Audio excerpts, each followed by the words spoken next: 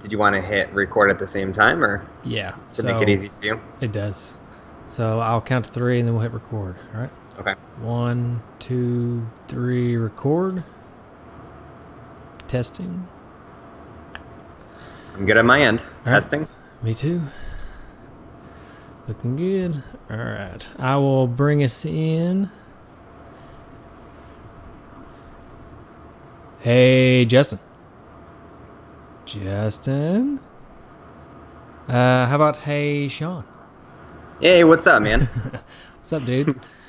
Not a whole lot, man. What about you? I miss my pal. Yeah, it seems a little empty over there. Yeah, something happened to Justin this episode. So we're gonna have to try to swing it without him. The history is gonna be lacking. I'm just gonna go ahead and tell you right off the bat, but we'll figure it out. I'm sure between the two of us, we can probably cover some of that. Yeah, and then we can probably make up the other half, or whatever we're missing. We'll just make up the rest. So yeah. Anyways, we were planning on having Justin on, but unfortunately he couldn't make it. But we also got Shaun on here, Honorary Dude Shaun, and one of the reasons I want to bring Shaun on is he's branched out. And, I wouldn't say branched out. I've just, I've taken a step in another direction. Yeah, I'm still here with you guys. That's true. But do you want to tell people a little bit about what you're doing now? Yeah, sure. So about a year ago, a couple of friends and I, we got together and we started getting together every Thursday. And it was a little joke because we're not exactly the kind of guys that you would imagine getting together and just doing tabletop gaming or whatever in general. So we called it Nerdy Thursday. And as time went on, sure, like some people left, and pretty much right till it got to the point where it was just my buddy Mitch and I. And when we first started this, the whole goal it started to morph into we're really entertaining together, so we should probably try to put something together. So we did. And so we're actually on episode, I want to say 6 of a podcast that we started about a month and a half ago that we're putting out weekly.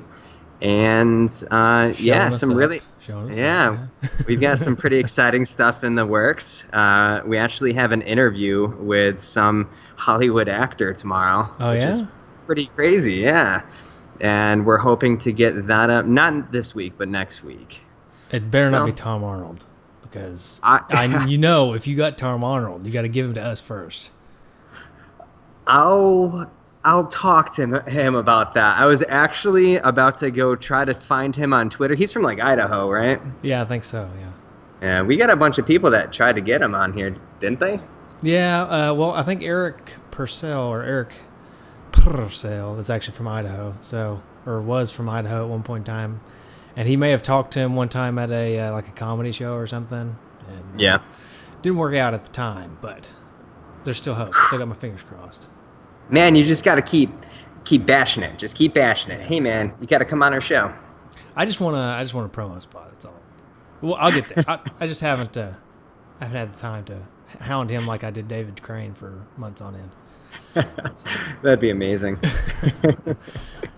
Anyway, so this is kind of our Halloween episode. We're going to release it around Halloween anyways. And we're going to talk about Shadowgate.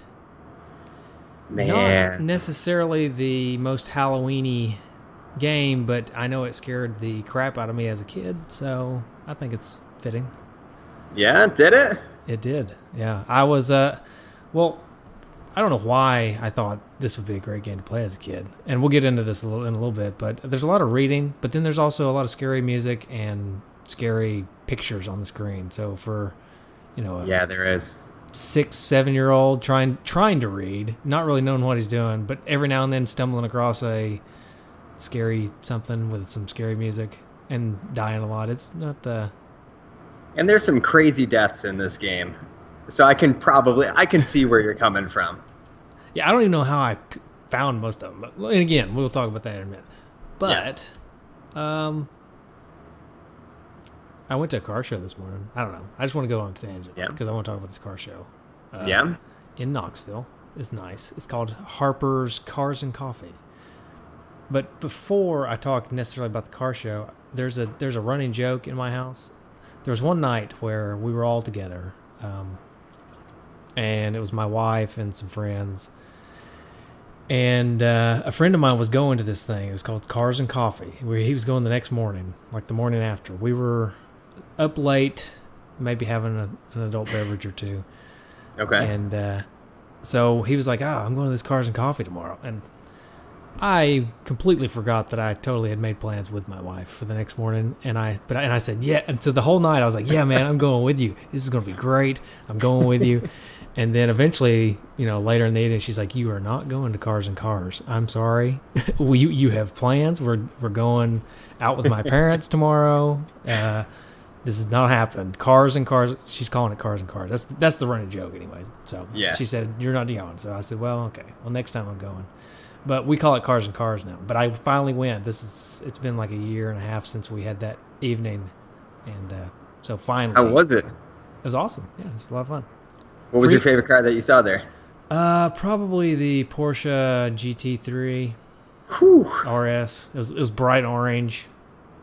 That's a very beautiful car. It was a beautiful car. There was also probably 10 Ferraris there, maybe. Holy smokes. Varying years and makes and models. So, to actually kind of carry from what you just said, just last week we had a car show up here. Mm-hmm. It was like a supercar show, so it didn't have like any Mustangs or anything like that, but it had everything from like Ford GTs to like Bugatti Veyrons, like nice. Absolutely insane stuff. The real kicker was the place that they held it only had a dirt road leading to it. Oh, that's terrible. These cars have like an inch of clearance, and just everyone's bickering the whole time. It was pretty funny, but a lot of really gorgeous cars.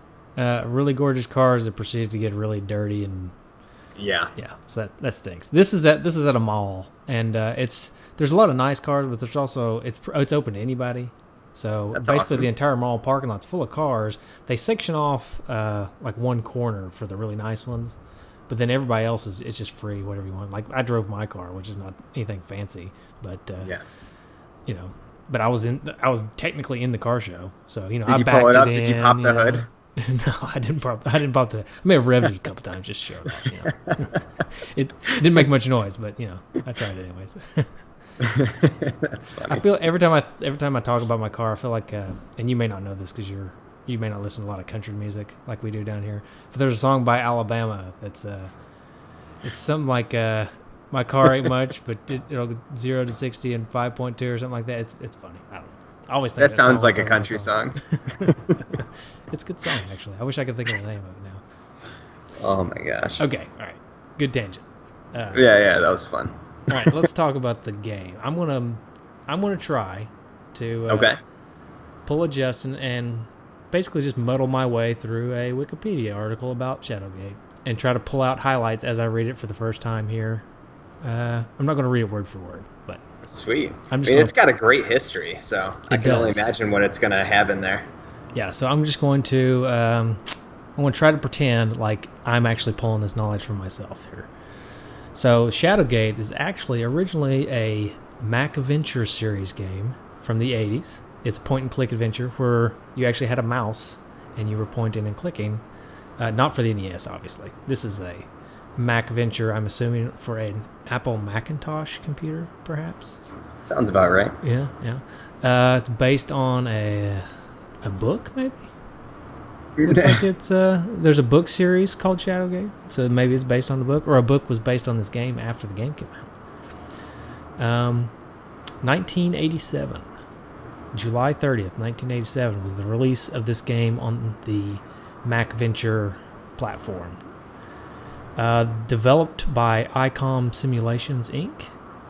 And published by Kimco for the NES. Directors were Dave Marsh and Carl Royalofs. And I'm sure I really butchered that one. Hey, at least it was an American name. Yeah, well, maybe. Maybe. It looks kind of You certainly European. made it sound it. Looks actually kind of... So I may have really screwed it up then, because it kind of looks European based on the spelling. And then for the NES, the composer was Hiroyuki Masuno. Hmm. One of the interesting things about the NES version of this game is the Nintendo did not actually censor quite as heavily on this game as they did some others. Yeah, I noticed that as well. The With like all the coffins, and I think there's a cross at some point, and a lot of skulls. and a lot of the text graphically depicts death and stuff, and they really just didn't take it. They didn't censor it, didn't take it out. There's a lot of, and we'll get into this when we talk about the game, I'm sure, but there's a lot of humorous comments on death, on your character dying during the game, and the NES and Nintendo really didn't censor it all that much. Yeah. And here's another little tidbit. I bet you didn't know this, but I totally did. The NES version of Shadowgate is one of the few NES games to be available in Swedish. I did not know that. See? Learn something new every day. I'm going to say if this was a quiz, I already lost. Oh, we should have done a quiz. Although I don't know who you'd compete against. But We'd have 5 questions apiece, whoever answered the most. Oh, yeah, that would have been good. So you could ask me, I could ask you. See, that's what happens when you actually plan. When you don't plan, you come up with great ideas mid podcast. Justin. All right. How about this question? This is one of 3 or 4. I'm going to let you decide if it's 3 or 4 because I don't know off the top of my head. I can think of 3 off the top of my head. 3 or 4 Mac Venture games that were ported to the NES. What were the other 2 or 3? I'm pretty sure there was 4 Mac Adventure games, but I think only 3 were ported, and the other 2 are Deja Vu and Uninvited. Bingo. Ding, ding, ding. I don't know is there a 4th one that was not ported, I guess? I think so. I don't recall the name, but I'm almost 100% positive there's a 4th one. All right, let me open this rabbit hole. Go ahead. You can try to think about it. And I want to say that Deja Vu was the first point-and-click adventure. Ever? Yeah, like graphical point-and-click. Interesting. I'm just going to trust you on that one because I don't want to. I'm just going to say that confidently. There you go. Someone will call me out. I'll tell you Deja Vu came out in 1985, so you're probably right. That was a long time ago. That was a long time ago. It's funny that you said that it either came from a book or that it got turned into a book, because this would be incredible as a choose-your-own-adventure series. Oh, man, that's true. Like, I'm tempted to go home and actually play through this game and create a choose-your-adventure that literally has every choice that you need to get to the end of the game. That would be the best. That would probably be the best way to do a guide, too. Yeah, it'd be like 900 pages long. Yeah. But it'd be amazing. Be worth it. I was just thinking, because spoilers, I used a guide this time for playing it for the show, because I wanted to experience more than I've ever experienced before. Was this your first time beating it? Yes. I was trying to, every other time I've ever played it and tried to beat it, I've tried to beat it using my own brain, and my own brain is just not capable of beating this game, I don't think. Man, there's super abstract stuff in this game. Yeah. So I did. There was. I've never beat it without a guide, but I used a guide this time, and I was just thinking what you're talking about. That would make it for an awesome guide. Instead of them just telling you what to do, they give you options of what to do, right? And then you try to do these options, and then some of them actually kill you, because there's things you can do in this game that'll kill you. So there you go. That's actually a really good idea.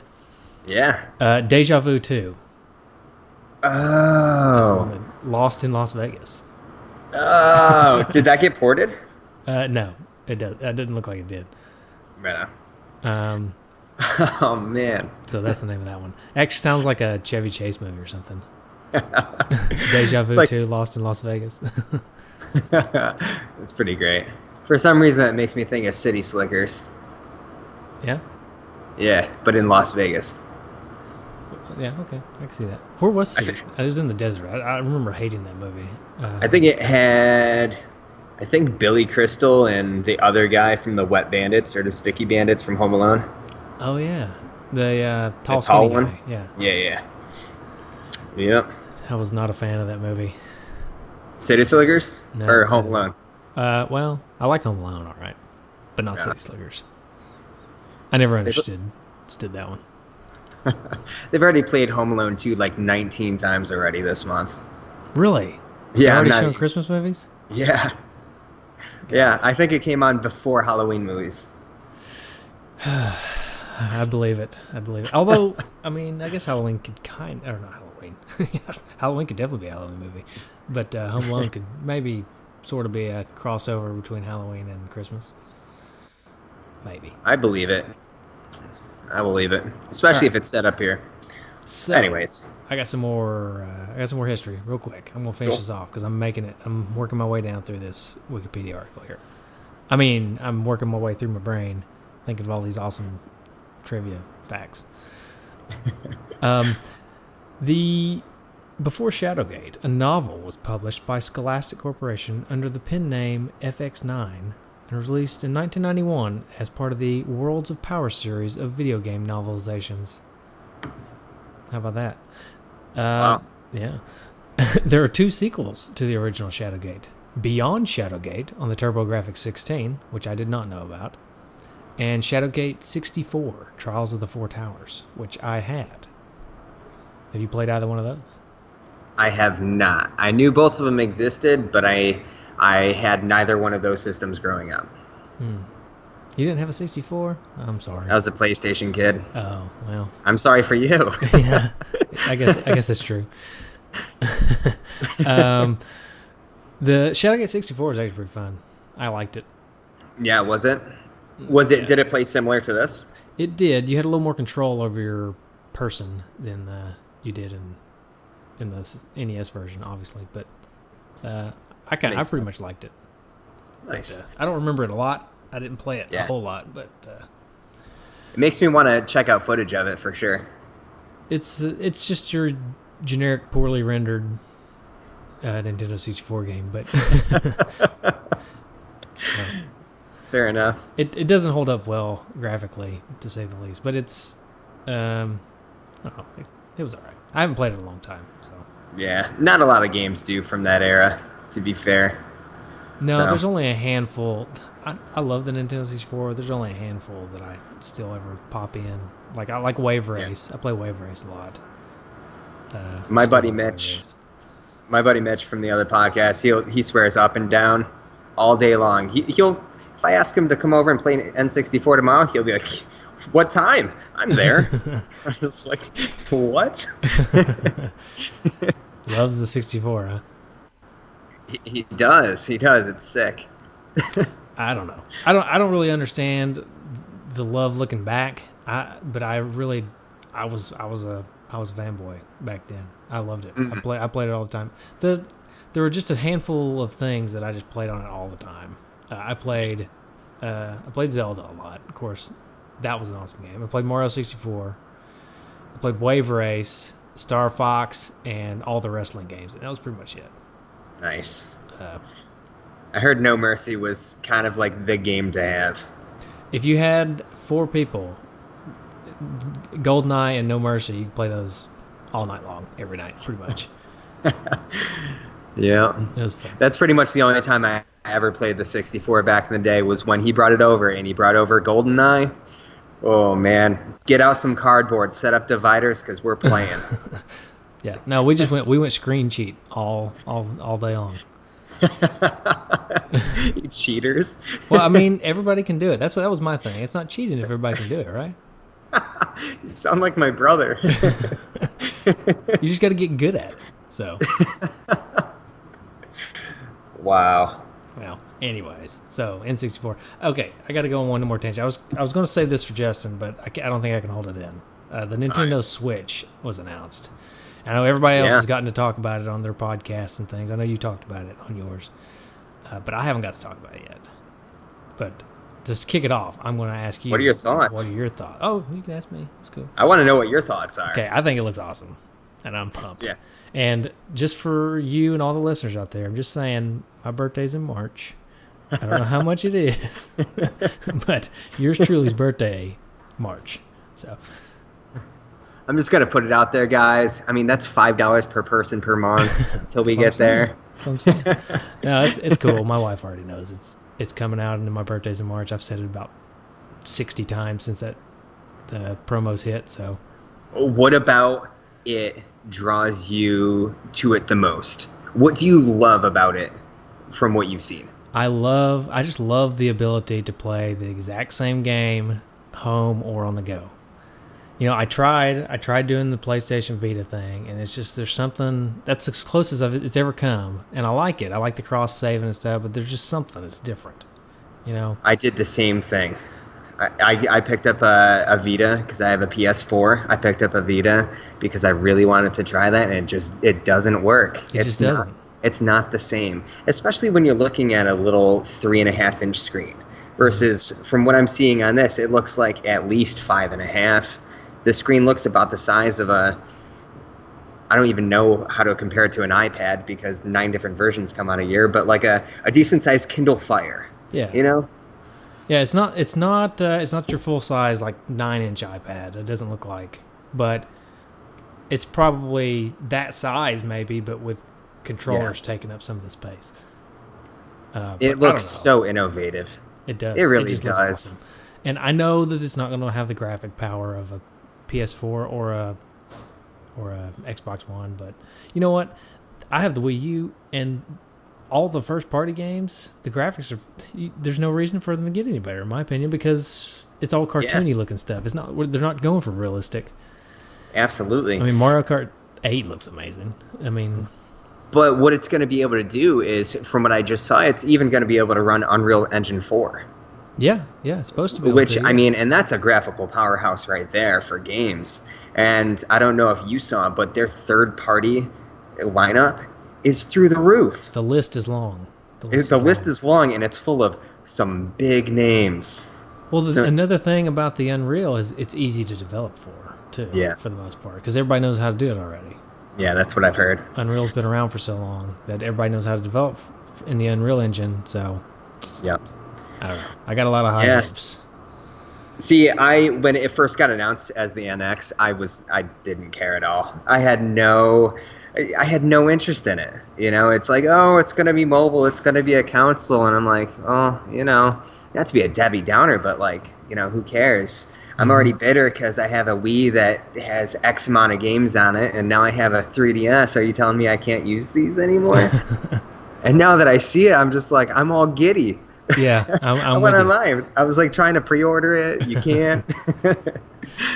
So yeah, I'm in the same boat. See, I saw, they come out with the NX. They said what it was going to be. I mean, basically, I mean, they didn't say it, but everybody else is like, we know what everybody thinks. It's all the industry people are like, it's probably going to be a portable and a home console in one. Right. That's what it's going to be. So in my mind, I was like, okay, yeah, that's what it's going to be. So. They're not gonna be able to. I mean, that sounds cool. That's exactly what I want. But I was kind of like, I had just got burnt out on the Vita thing. I was like, they're not gonna do it. It's not gonna be. Yeah. It's not gonna be. And then I see it, and I'm all in. Completely sold. Was it you that put up a picture where, like, on both sides of the screen, both controllers come out, and somebody posted a picture where on the right side it's just a bunch of attachments. Yeah. Instead of buttons. That. I saw that on Reddit, and.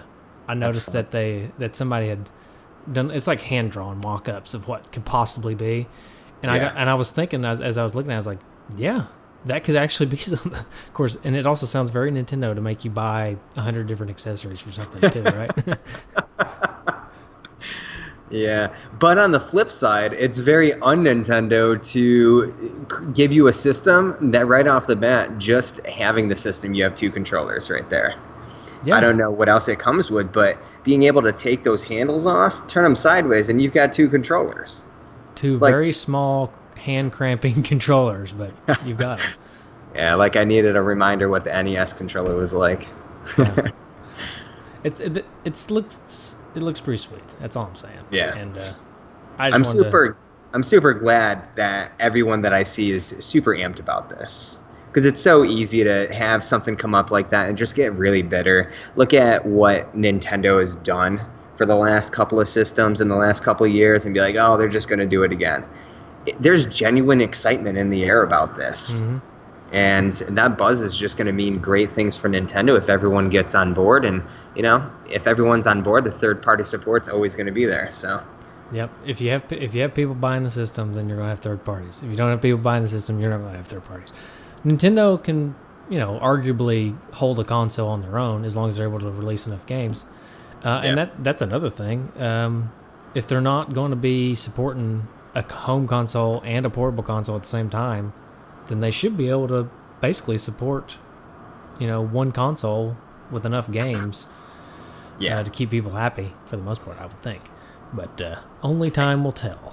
I have one more question about the Switch for you. How do you feel about the way that they revealed it? Are you happy that they waited so long? Or would you have preferred that they announced and showed it off months ago? Well, I will say this. I don't mind that they showed it off now and that it's 6 months away or whatever it is. I actually kind of like that move a little bit, but I do think that they need to come out quickly now with anything negative. Like if the battery sucks, or if the price has to be a little bit higher than everybody's thinking, like if it actually has to be $400 to make this work or $500 to make this work, and the battery's only going to last 3 hours while you're playing a game or something, anything bad or negative, I feel like they need to go ahead and kind of leak that out now so that we can get mad about it, because everybody's going to be like, oh, well, we knew it. It's too good to be true. It can't work. Blah, blah, blah. And then by the time March rolls around, I'll be like, all right, I'm back in. I'm ready to go. Yeah. You know what I mean? So nice. But I don't mind the long delay to talk about it, and then now a fairly quick release. What do you think about that? I completely agree. I think it was the best decision they could have done with everything that's happening with all the other systems right now. If they announced this months ago, it would have just been overshadowed with all the hubbub that was the PlayStation VR and the new versions of those systems, and those are already people who have those and they're already in that market, so they're already going to get invested in the announcements for those. So whatever Nintendo announced 5 months ago would have just slipped the mind. So this was so brilliant for them to do this, and I think it paid off 100%. Yeah, I think so too. Everybody's excited. What do you think about the cartridges? It obviously is taking cartridges of cartridges like SD cards basically, but still. I like it a lot. So Mitch and I had a debate the other day, PS versus N64.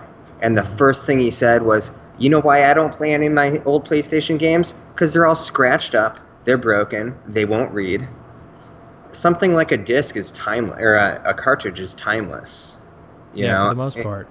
I can still go home and I can polish up a couple of NES cartridges, toss them in, and start playing them. I think that's smart. I think they're running off of like high capacity SD cards, basically, aren't they?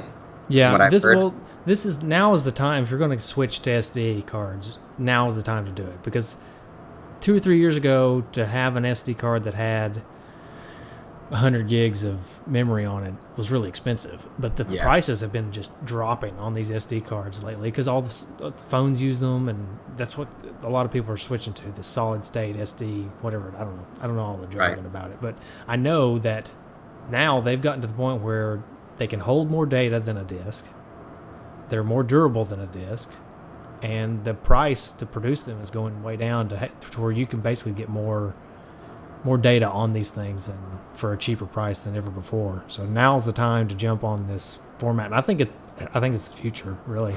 Yeah, I think it's awesome. And for a system that is touting itself as being so easy to take around, to be able to go ahead and release your games onto little cartridges, little discs, SD discs, just makes it so much easier to really make that your go anywhere system. Yeah. And that's really why like the 3DS works, because you don't have to lug around these silly, I don't know if you remember the old PSPs, but the UMDs. Yeah. I hated those things. Those are so dumb. Yeah. Oh man. All right. We should probably talk about Shadowgate, but I got one more thing. If there's one thing I love is tangents. Well, honestly, this will probably be the best treat for the listeners as far as tangents goes, because I know people want to listen to and talk about Nintendo Switch stuff. I know I've downloaded every episode of everything I could possibly get, podcast-wise, to listen to people talk about Switch. And on top of that, I've downloaded podcast episodes from podcasts I never even listened to just because I wanted to hear them talk about the Switch. So it's a hot topic right now. So I know people aren't going to care that much.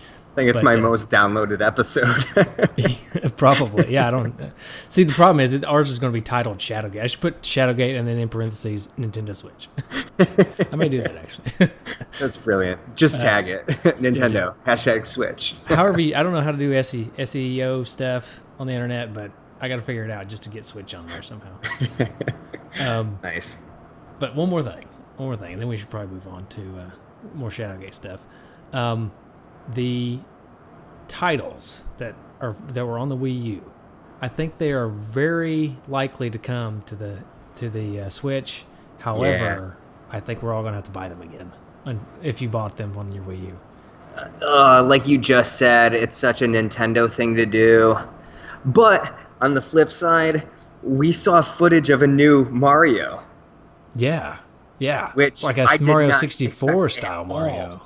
Yeah, it was super. To me, it was super reminiscent of like Super Mario Sunshine, just without the backpack. Yeah, well, the game that everybody really wanted, right? I like that game. Yeah. No, I liked it too, but I've tried to go back and play it again, and the backpack just wears me out. You know, I'm just excited for new games. If you know, people don't mind me saying, I'm not one of those guys. Like I don't buy a console for it to be backwards compatible. Yeah. I still have my system, and chances are, if I'm buying a new system, I'm buying a new system for new experiences. So I don't mind that they're gonna have people buy them again, because I won't. Yeah, I'm with you on that. I just want the fact that these awesome games that a lot of people missed out on, I just want them to be available. Like, Super Mario 3D World is probably my favorite Mario game in a long, long time. Is that the one with the cat? Yeah, this one with the cat. Well, gotcha. I like cats. I don't really like cats, but they're okay. Anyways, but the cat costume's awesome.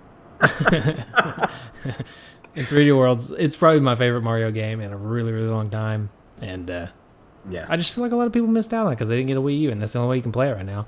But if they bring it to the Switch, then a lot of people get another shot at it. Mario Kart 8 is probably my favorite Mario Kart I've ever played. That's my favorite Mario Kart ever. It's an awesome. It controls so perfectly. It's an awesome Mario Kart, and I want people to. Well, actually, in the commercial, they basically have it right in the promo spot, the trailer. Yeah, it's there. They did have that. It looks like Mario Kart 8. They definitely had that, unless it's a new one. It may be a new one. I know there's King Boo in it, so either it's an upgraded version of Mario Kart 8 or it's a new Mario Kart. Because I saw King Boo, and King Boo's not in Mario Kart 8, I don't think. Oh man, you have me wanting to go back and rewatch that whole video all over again, man. Yeah, you should. But first, did you have this cart? Did you have Shadowgate when you were a kid? I did. Later. I did. This was one of like 10 games that I had as a kid that I played rather religiously. I absolutely love this game. This was tossed in there for me with DuckTales and Crystalis and Little Mermaid. There you go. Yeah. My wife asked if we could play that game just the other day, actually. She said, "Do you have Little Mermaid?" I said, "I think I do, actually." I love that game. I have no shame. Do you remember how you got Shadowgate? Did you just... I do.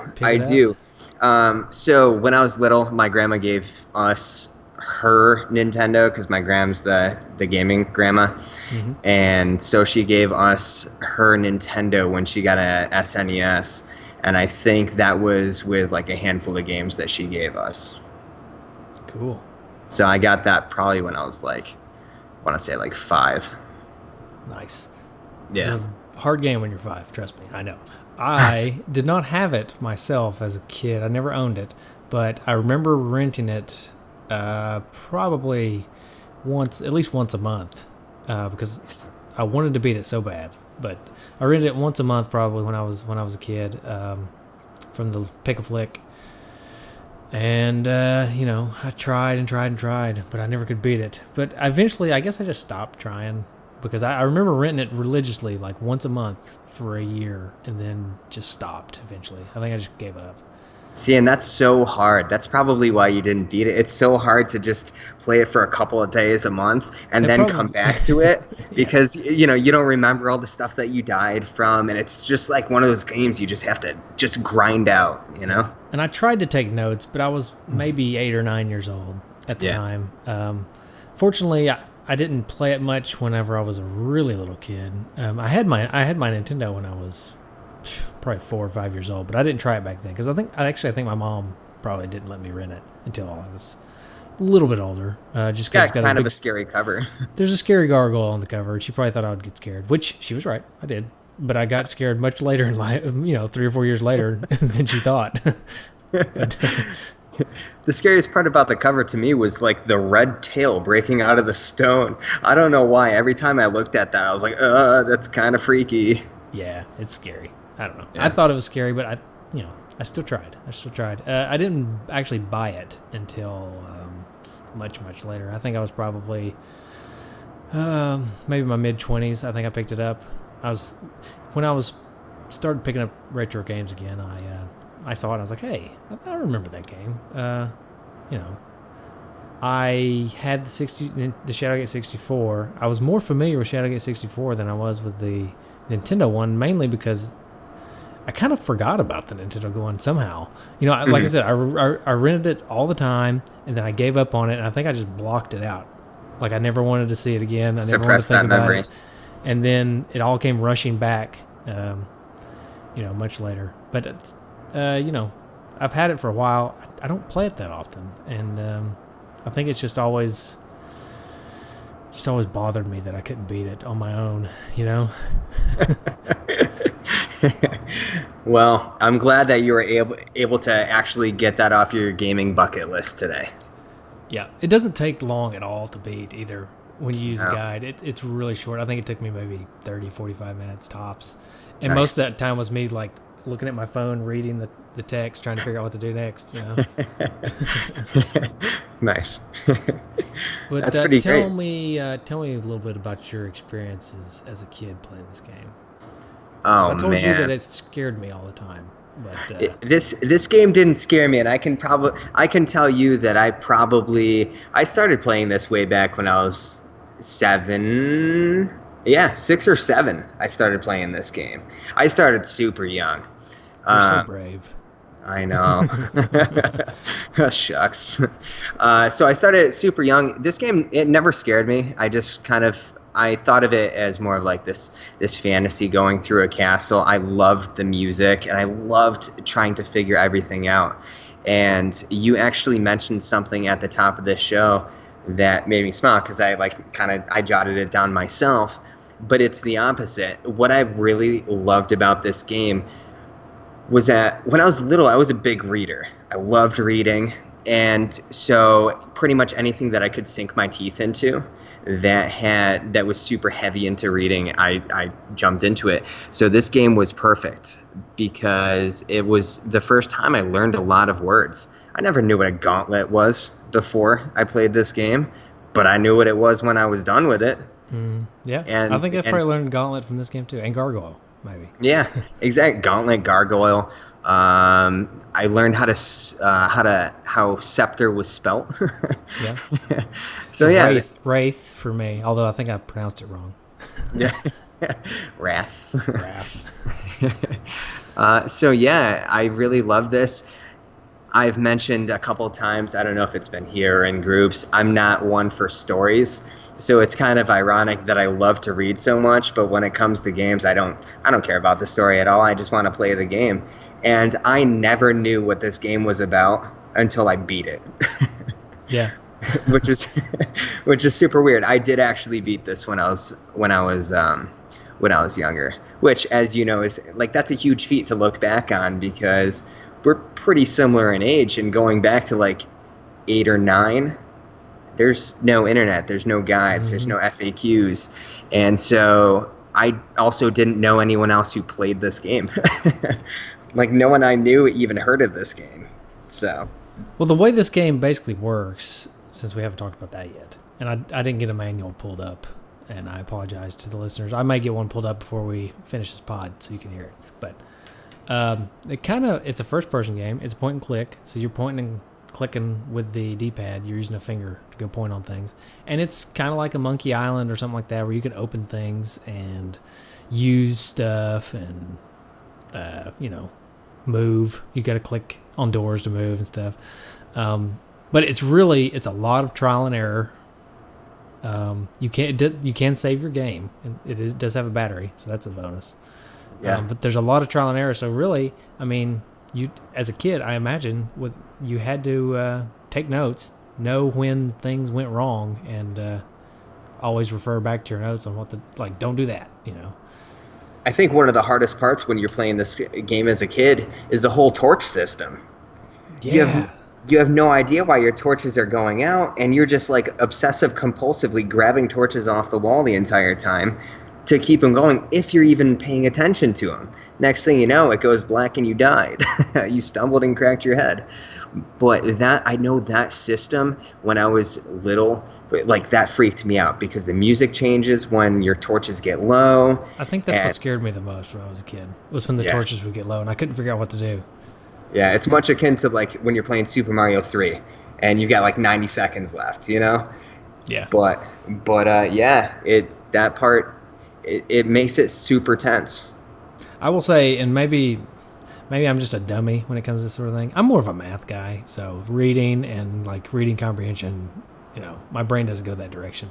But the torches, even as an adult, earlier today, I was trying to figure out how to get past certain parts of the game. I'd give it a little shot first before I'd go to the guide, and I couldn't figure out how to relight torches, and I couldn't figure out, because I knew I had to relight torches, and I knew that I needed to, the Wraith part. Spoiler alert, everybody.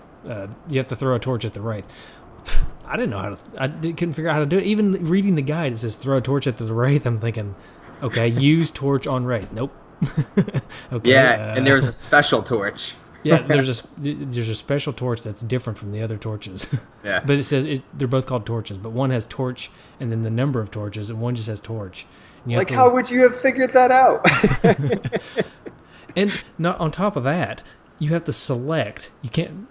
I thought you had to select maybe a torch with a number beside it, and then select the other one that's by itself torch. Nope. You have to go up, kind of off to the side, and select the torch that's lit in your inventory. That's actually a picture of a torch, not a word torch, and pick that and select torch, and then it throws it. Honestly, even with the guide, that was probably the hardest part of the whole game for me, just because I could not figure out how to select the torches that I needed to throw. That's hilarious. But that's kind of what this game is, right? Eventually, I don't even want to know how much trouble you had getting the spear back out of the lake.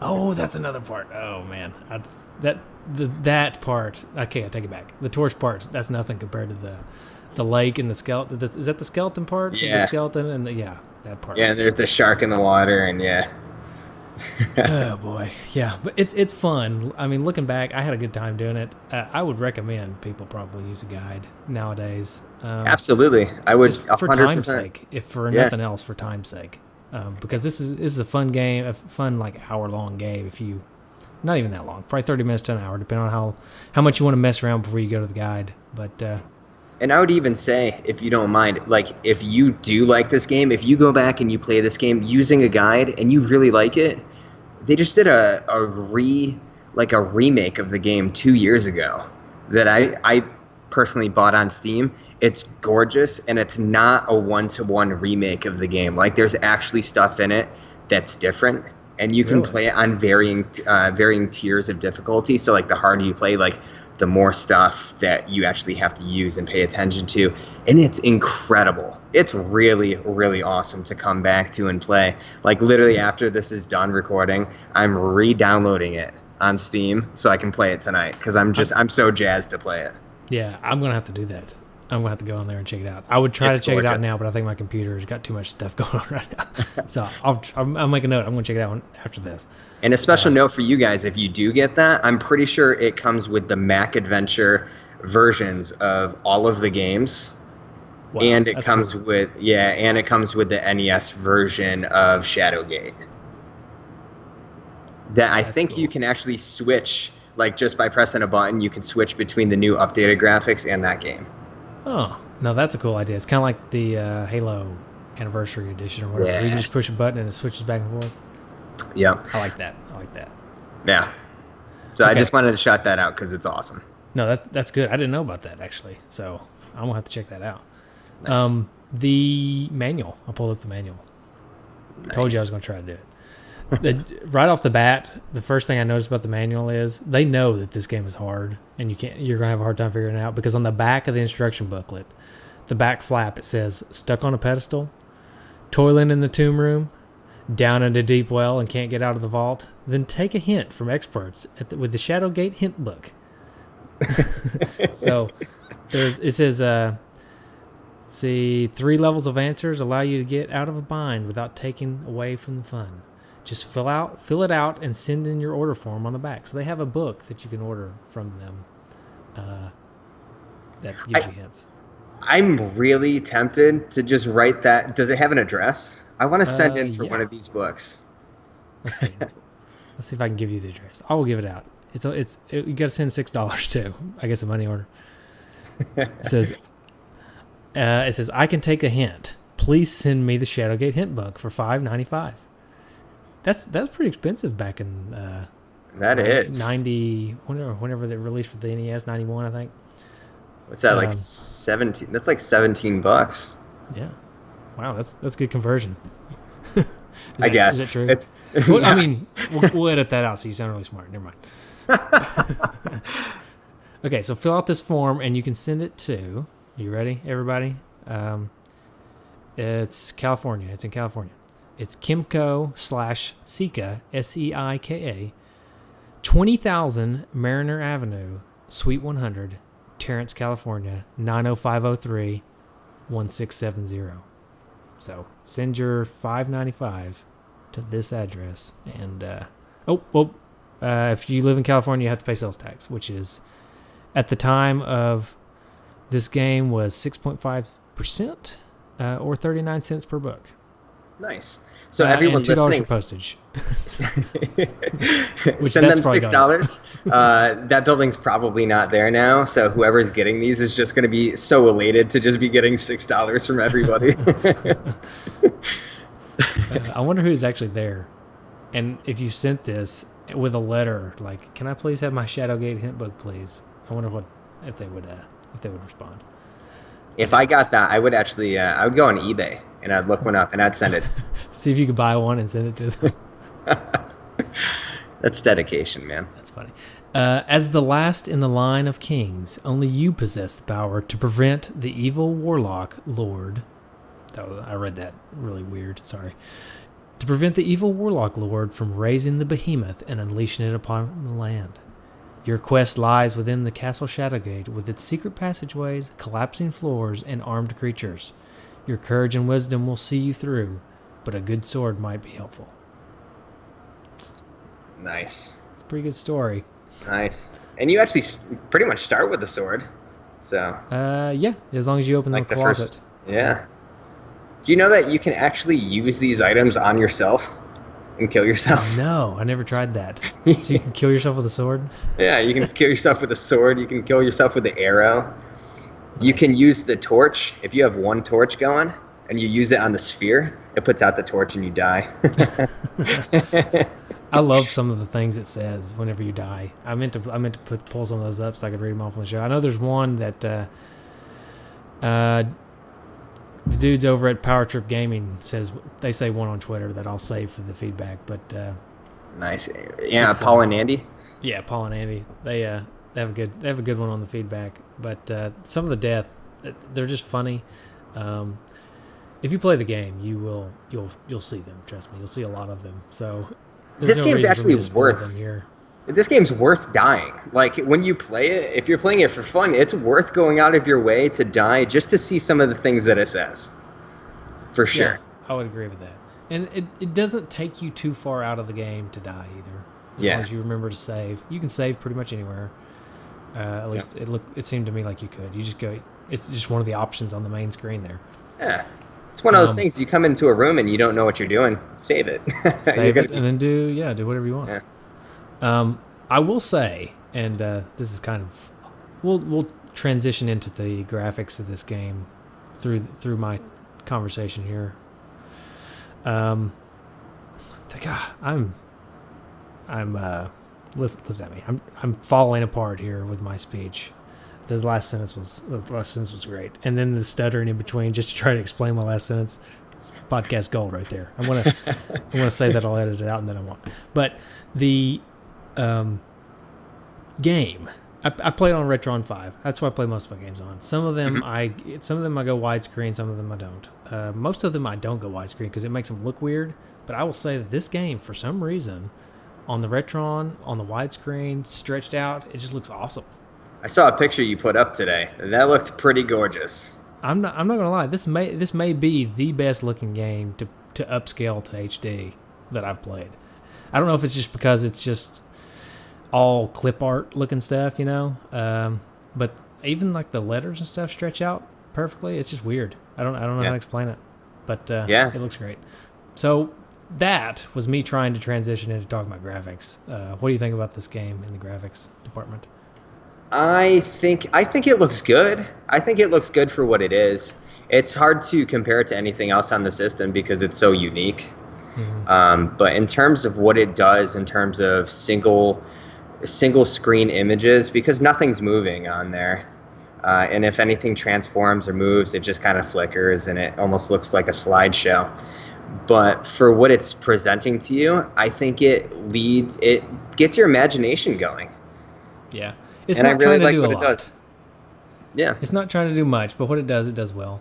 It actually looks a little bit better than the Mac version, the pictures that I'm looking at here. Yeah. I saw some of those. Some of them, the one I'm looking at, one's in black and white. It definitely looks a little better than the black and white one. So there's that. When I talk about this game and I hear the word graphics, you know what the first thing that pops into my mind is? What's that? When you go up to the tower and you put the rod into the stone, it gets struck by lightning, and up comes this fork to hand you a wand. Now that fork's really a skeleton arm, but every time I see that, my eyes just tell me that's a fork. yeah, it does look like a fork. And when you first enter the castle, you get like some googly eyes. I never could figure out what the googly eyes were until today. It just dawned on me. It's like, okay, that's the warlock dude talking to you through googly eyes. But it's just weird. They're there and then they're gone. But I don't know. I'm not a huge fan of the graphics of this game, but they serve their purpose. Yeah, they're definitely serviceable for what they do. You mentioned like Monkey Island. I love the Monkey Island games, and you can see like a lot of inspiration in those games that are being taken from these style of games that came out before them.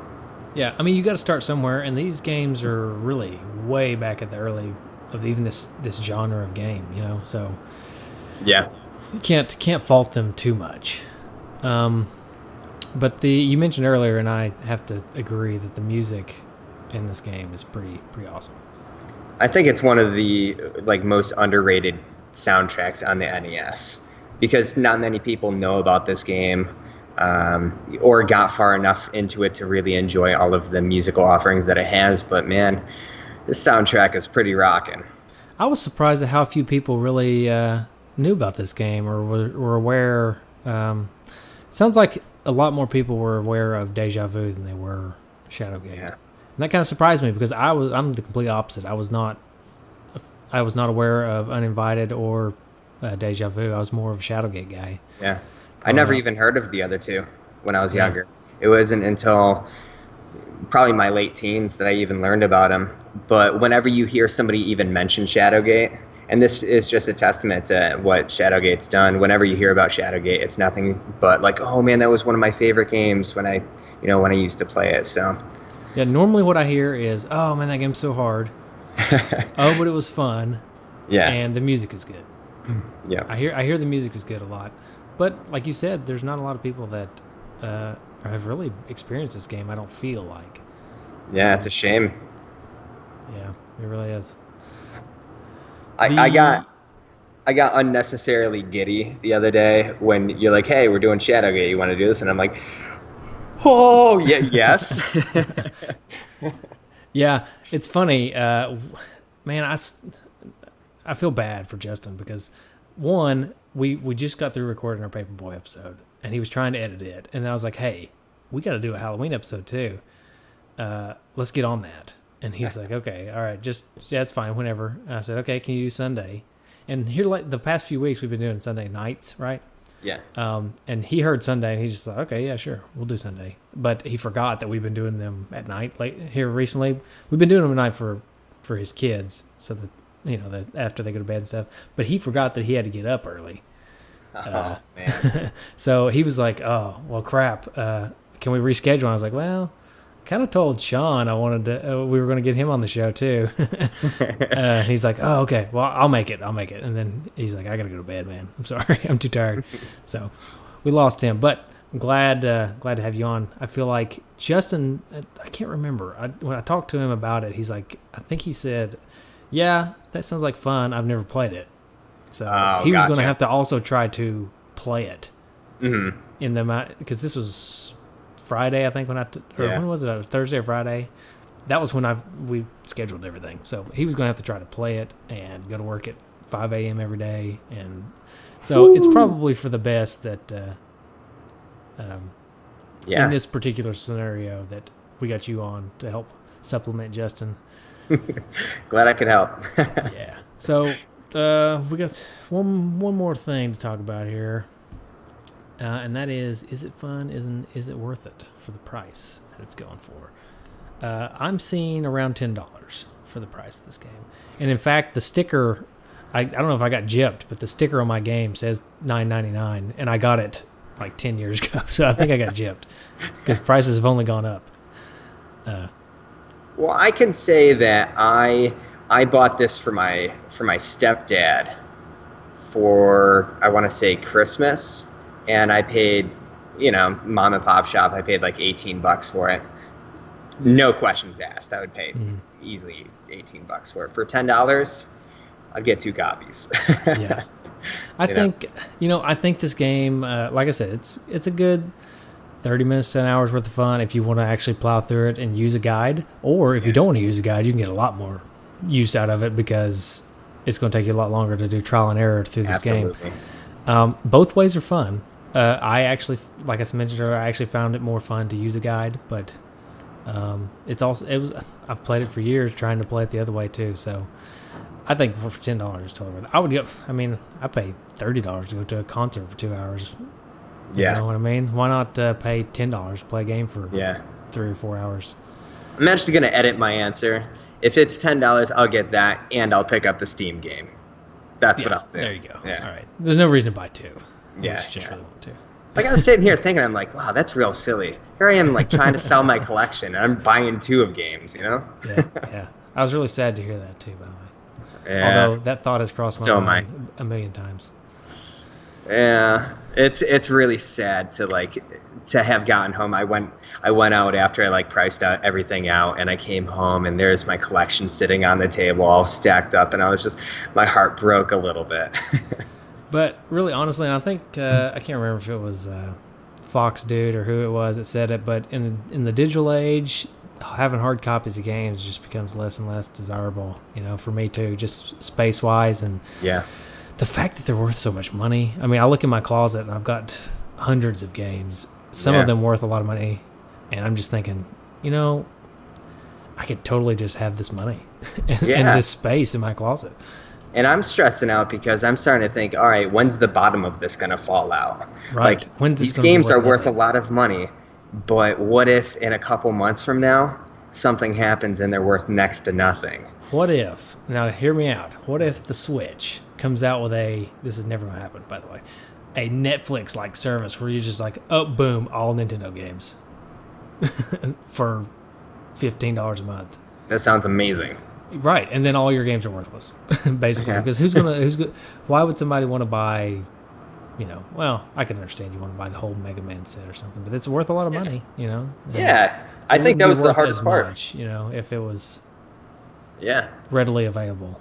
I think that's actually the hardest part for me, is because I have such an attachment to Mega Man, and to have those are basically all I wanted out of the collection. But even then, I don't need those. Like, I have Mega Man 7, and that's a couple $100. Like, it doesn't make any sense to never get played.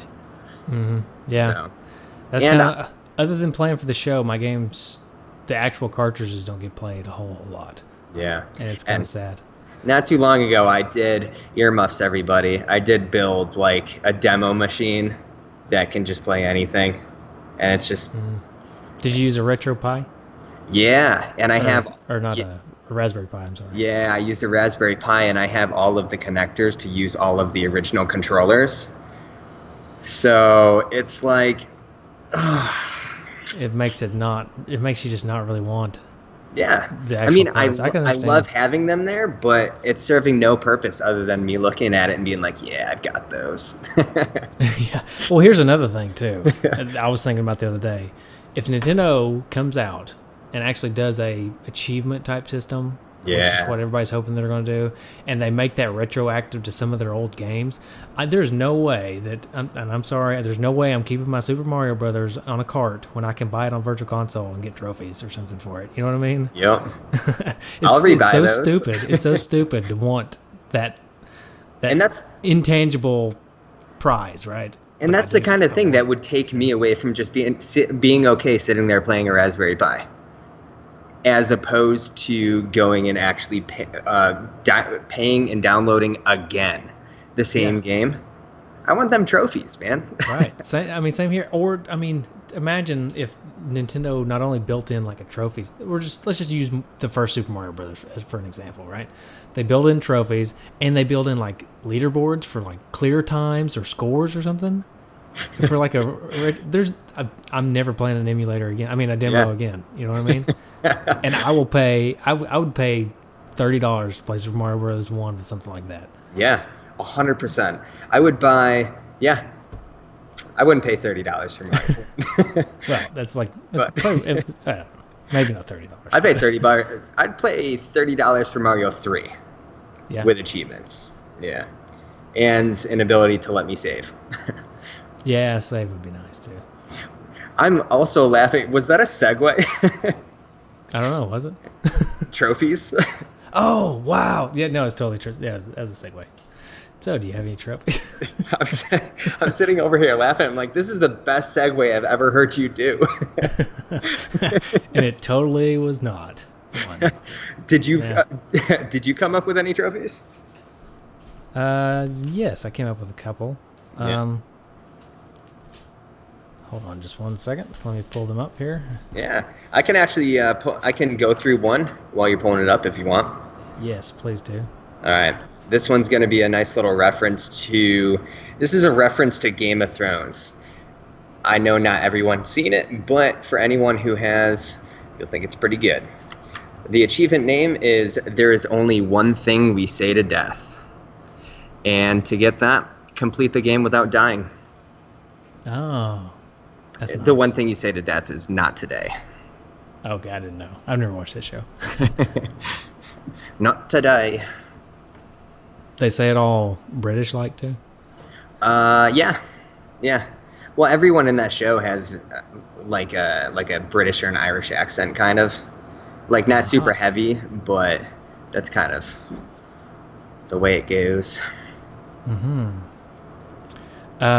My first trophy is he or she decides to eat you for breakfast, and that is be killed by the pink-winged furry white thing. I don't even know what it's called in the game, but there's this furry white thing in the game. It's got these pink wings. It looks really girly, actually. For a scary monster, it looks like a scary girly monster. And then it says he decides to eat you for breakfast. So if you get eaten by that, it's he or she decides to eat you for breakfast with a question mark. Man, I'm trying to remember what one that was. That's pretty good, though. That's pretty good. I got You're Fired. There's no way you got this one. Just saying, but You're Fired. You unlock that achievement or trophy by using the torch on yourself enough to light yourself on fire and die. Yeah, no, I did not do that one. Is that possible? Yeah. If you try to burn yourself 3 times, you die. Nice. My next one is called Screw You Guys, I'm Going Home. And to get that one is you can't figure out how to open the first door, and you just shut the game off and quit. That's how you get that trophy. Not the first door, like the first one that's locked, right? Yeah. The one that you have to open the skull to get the key out to use. If you can't figure out how to open the skull, and you just give up and quit, you get that trophy. When you came up with that trophy, did you say in Cartman's voice? I did. Yeah. Okay. Cool. Right. Just making sure. And with the proper cadence and everything. Yeah. Yeah. It's perfect. Although I'm not going to repeat that. I hear the train. I hear the train. It'll be at your house in about 30 minutes. Nice. That's a very fast train. Yeah. My next one I have is reuse, reduce, recycle. And you get reuse, reduce, recycle by using the sphere to put out the flames in the flame room.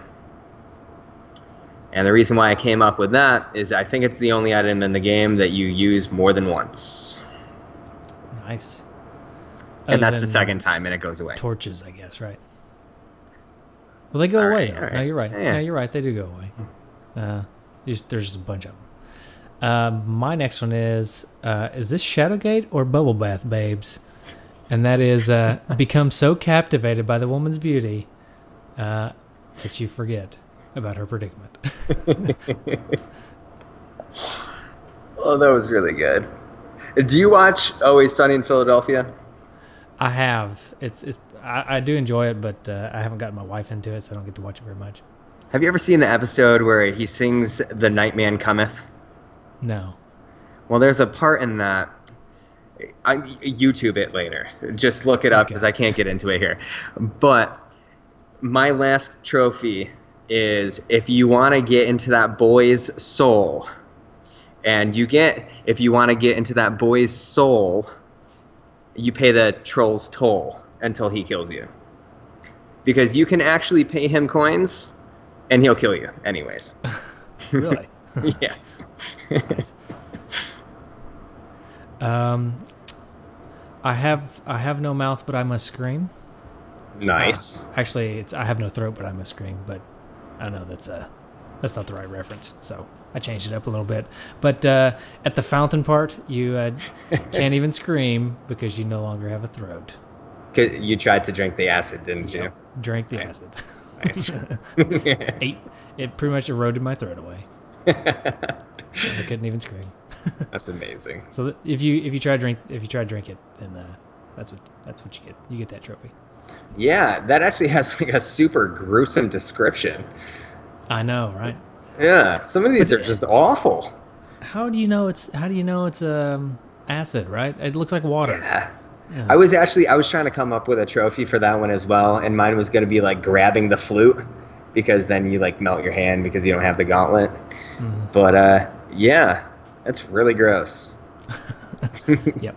So that's all I got, trophy wise. Yeah, that's all I had. So Nintendo, if they came out with a rating system for their games, I would totally buy games. Yeah. Yeah. That was sorry. That was me trying a trophy system. No, I said rating system because I was trying to switch. I was trying to transition to. Never mind. Never mind. I was trying to do such an awesome transition like I did last time. Dude, you caught fire in a glass can or whatever it is. Lightning in a bottle. Lightning in a bottle. Yeah, that's what it was. And didn't even know it. Yeah, it was beautiful. And that should actually be the one time you actually edit it. Yeah, I think I might. But then I'll leave this part in, so they'll wonder what I edited. Right? You'll be like, Justin, check out this transition. Yeah, I might have to do that. All right, but game rating.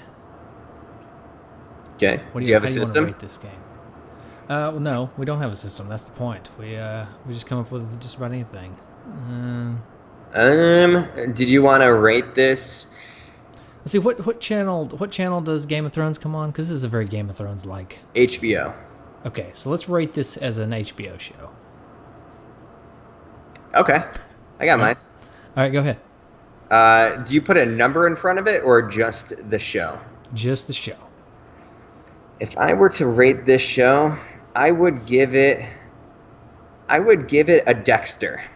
This show is a Dexter to me because, well, The show is sometimes aesthetically pleasing. You have no idea what's going on 90% of the time, and there's a lot of really messed up death scenes. That's true. I think I will give this a. I'm going to give this a Sopranos. Yeah? Yeah. And I'm going to do that because the ending of The Sopranos, people don't like it, and it's confusing, and it makes no sense. And so that's how I felt about this game when I was a kid, after a year of trying. What did you think of the ending of this? Because I can actually take that. I don't like the ending of this game, and that sounds perfect. I love the game and hate the ending. Yeah, I think it's weird. It's kind of it struck me as odd, the ending of this game. Like between the behemoth just dragging the warlock back down into the pits, and then next thing you know, you're marrying a queen. It's just like, yeah, that was what? Yeah, it doesn't. I mean, they skip a lot. They just had to. You got to use your imagination. They skip a lot of parts. So at that point, my imagination was pretty shot. Yeah. All right, I got some feedback. Yeah. You want to go through some feedback real quick? Yeah, let's do it. All right, Google Plus, not Ryan Ballard, which might be this guy's name if he continues to comment, since normally on Google Plus it's Ryan Ballard. But this is Simon Bostock. He says, I loved it when I played through it. The deaths are really funny. They are. They are funny. I agree. That's a very good call. On Twitter, we have some feedback. George Vosper, Dude George, says, an awesome game, but difficult, obviously. Favorite part is the Time Reaper. That game would have had me pulling my hair out. Paul and Andy, Power Trip Gaming, says, what a hard game. And then they have a quote from the game. Investigate spill on floor. Alas, you feel the toxic substance kill your body. What a terrible way to die. I almost had a trophy for that, related to Nickelodeon. Not GAC. What was it called? Slime. The slime, yeah. Yeah, Double Dare. A double dare you to touch the spill on the floor. There we go. There's one more trophy for y'all. It's called Double Dare. There you go. Touch the slime on the floor. NES Spectre says, love Shadowgate. Used to have it memorized and replayed it for fun. It's kind of what you got to do. You got to memorize it. Yeah. Josh Tice says, never played it. Can't wait to hear the episode. Well, hope you liked it, Josh. Some great feedback on Twitter. Facebook. Yeah. We normally get a lot of Twitter feedback, but maybe because you guys retweeted it or something. Because you're more active on the Twitter than we are. Yeah, I just found out about this thing called TweetDeck, which literally just fills your entire screen with everything that's going on. It's like super overwhelming, and I feel like a ridiculous stockbroker. But man, it has increased my Twitter usage by 200%. I tried it one time, and I couldn't do it. To do it, you have to focus too much on Twitter, and I can't do that. I need to be focused on other things, and then just have Twitter as a second thought. Nice. Unfortunately, we gotta pick and choose our battles here, and Facebook seems to be our battle right now. Hey, it seems to be working out for y'all. Yeah, we like our Facebook people, or Facebook D-patters and dudes. Speaking of, how's that for a segue? That was perfect. Facebook says, well, Facebook doesn't say it, but Bryce says it. Bryce says, I love point-and-click games, and this one is excellent. The music, the story, and the atmosphere of this game are great. I hate having to keep a torch lit at all times, though. That gets annoying. This is second only to Maniac Mansion when it comes to NES point-and-clicks for me. That's a good decision. Yeah, I would lean towards Maniac Mansion if we're going to bring Maniac Mansion up, but this game is good. Ooh, I actually prefer this game. I've never been able to get through Maniac Mansion. Well, it's just kind of the same thing, trial and error. I like the comedy in Maniac Mansion better than the morbid comedy in this game. I'll have to sit down and play it, because that's another one of those games that I picked up for my stepdad. You should. It's good. And while you're at it, listen to our episode about it. Episode 10, maybe 11. It's a long time ago. Wow. Yeah. Andrew from Power Trip Gaming on Facebook says, this game is fun. I love the point-and-click genre of games. I played this on the Game Boy before the NES. This was the game that got me super into Clock Tower on the PlayStation. Interesting. PlayStation, man. Did you play that one? Clock Tower? Clock Tower? No. I watched my cousins play it a couple times. I never had it. That game was way too scary for me. Speaking of Halloween episodes, right? Right? That's what it should have been. It's terrifying. Clock Tower. All right, we got a few more on Facebook here.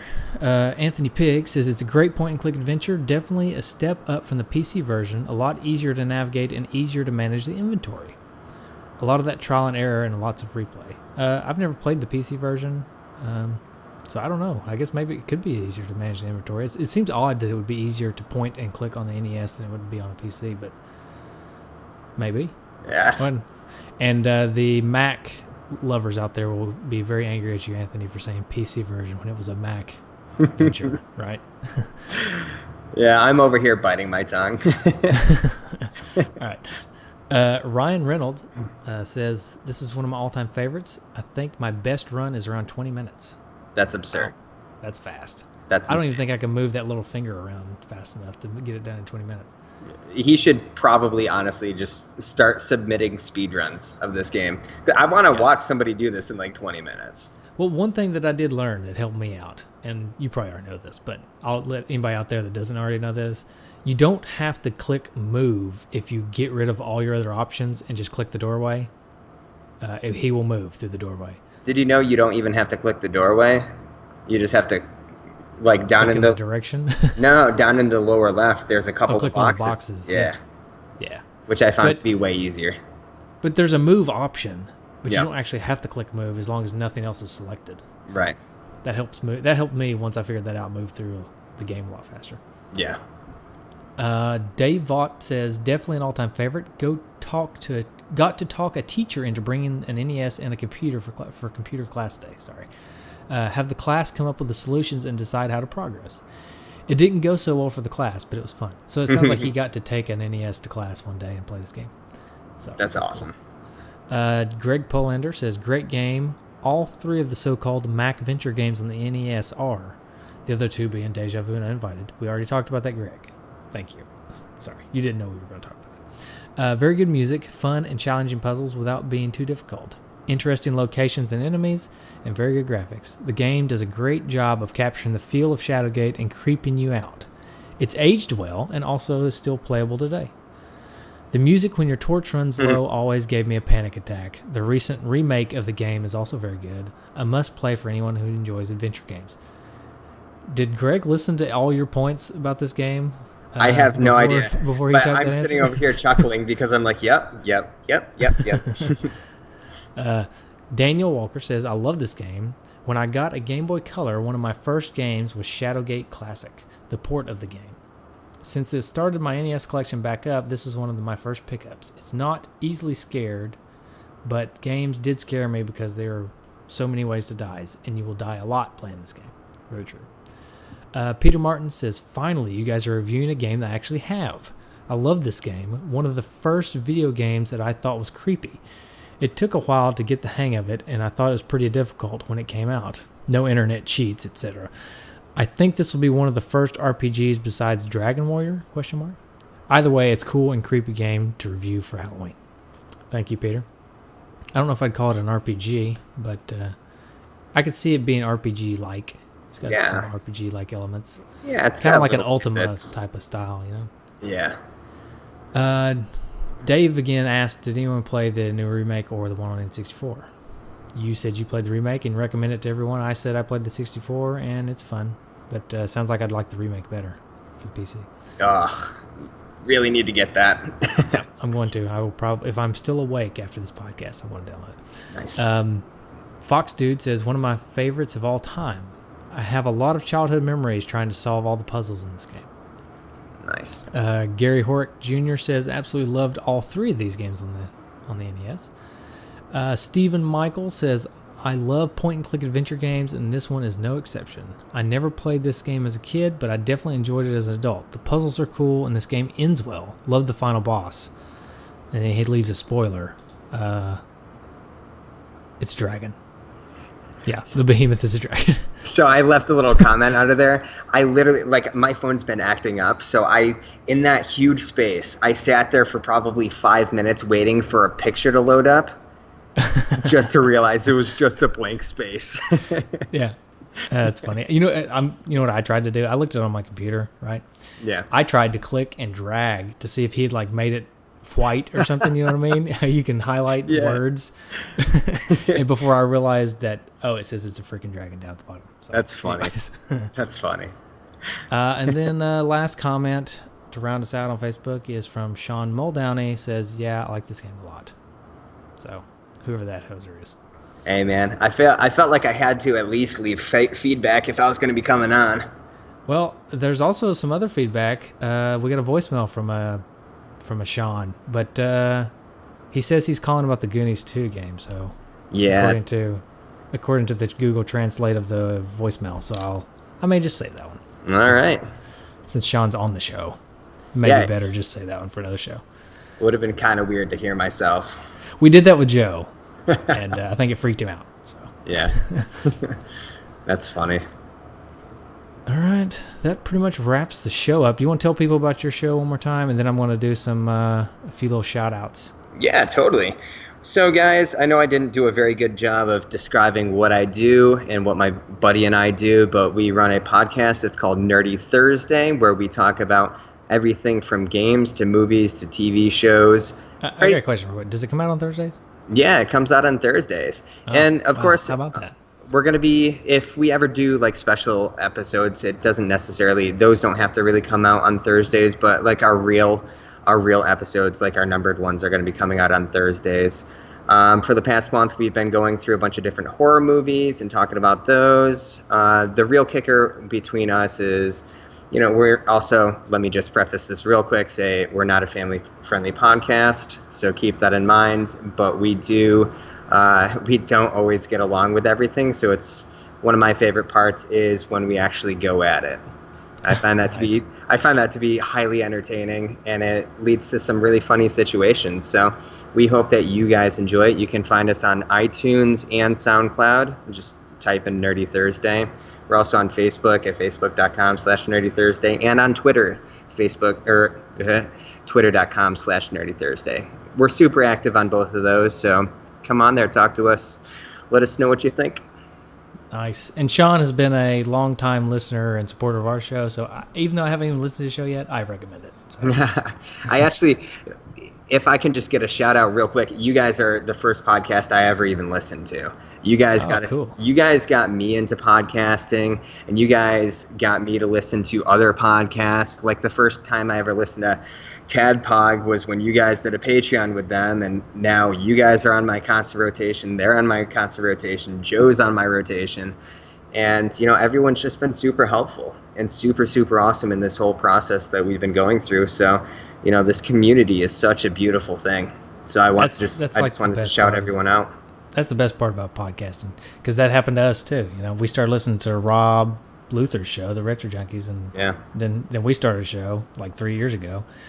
And, and then we're able to do that for other people too. And then I guarantee you'll end up doing it for people too. It's just the way it works, man. Yeah.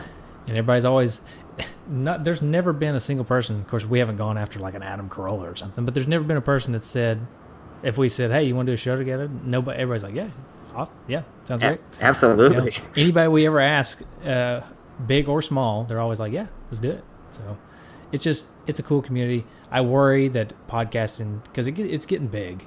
It's been getting bigger and bigger and bigger every year. Right now, it's pretty much free-for-all, unregulated, beautiful, free-form economy of podcasting, right? Right. I worry that one day it may not be that, but we'll see. Right now, it's going strong. Everything's working out great. And to tie back to what you just said, with it being it's almost to the point, it's almost super saturated right now. And this is coming from the guy that's only been doing it for a month and a half. So I'm part of that. Yeah.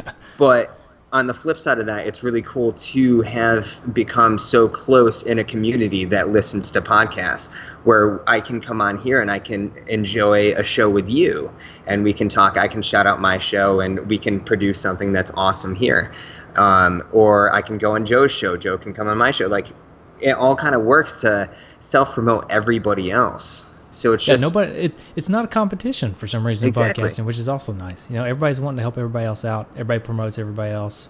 It's just a nice community. I was blown away. My favorite part about our podcast is our theme music that I got from Mason Kramer, yeah, who just like recorded something on one of his streams, and I'm like, hey man, can we use this? You're like, yeah, totally. I mean, I recorded it for you. I'm like, holy smokes. And Mason is not only is he an accomplished, well, I call him accomplished because he's awesome, but a musician, but he's also freaking speedrunners, high score, Mario wizard too on the side. Or I don't even know which one's his main gig anymore.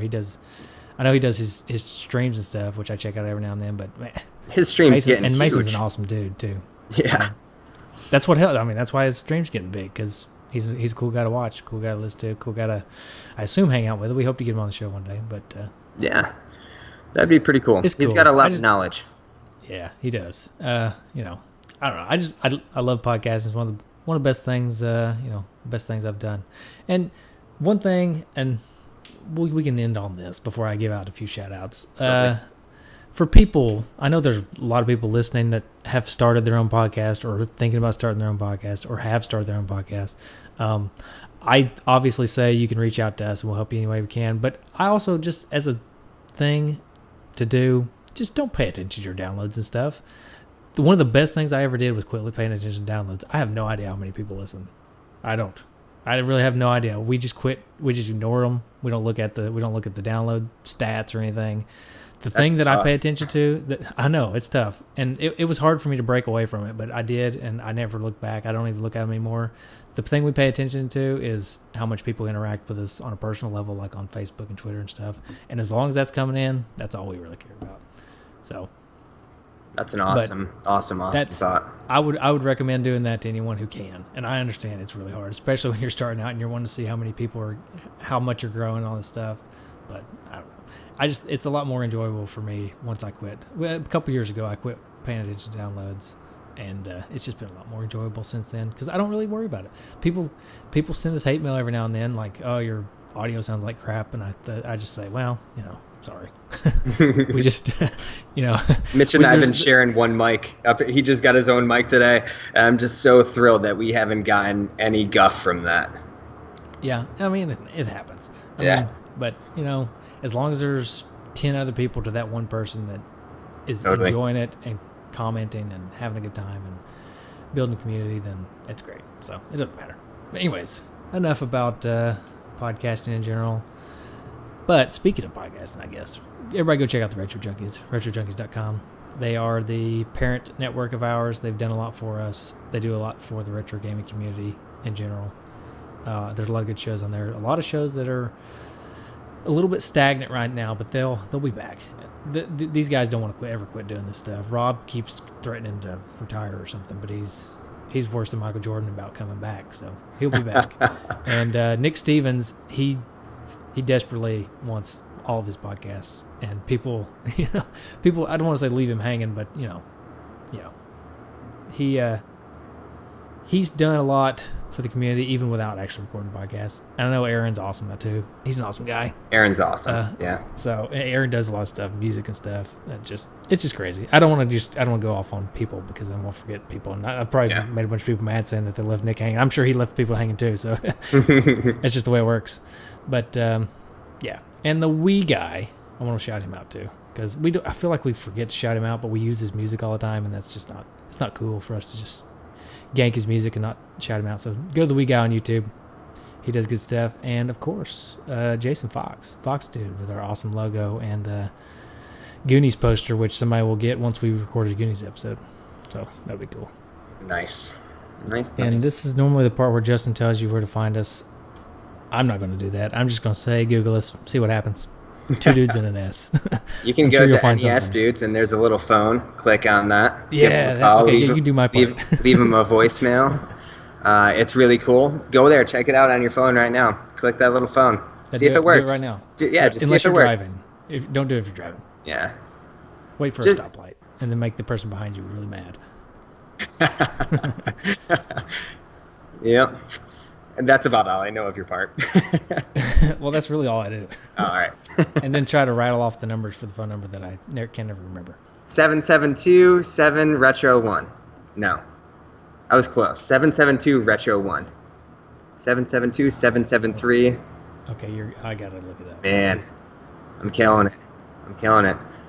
775 7 Retro 1. You're so close. 775 7 Retro 1. So, Yeah. all right. Thanks, Shaun, for coming on and filling in for Justin for a little bit. Yeah, thanks for having me on, man. This is always a blast. And I'm going to have to figure out how to get the Nintendo Switch in our feed somehow so that people search for that and get this episode instead. Sounds pretty good. Yeah. Just name it Nintendo Switch. People. That's maybe that's what I'll do. Yeah. and then just say in the description we actually talked about Shadowgate for at least half the time. Yeah. That's maybe a good call. 20 minutes worth. Yeah. All right. See y'all. Later. All right. Right on, dude. Thank you, sir. Yeah, you're welcome.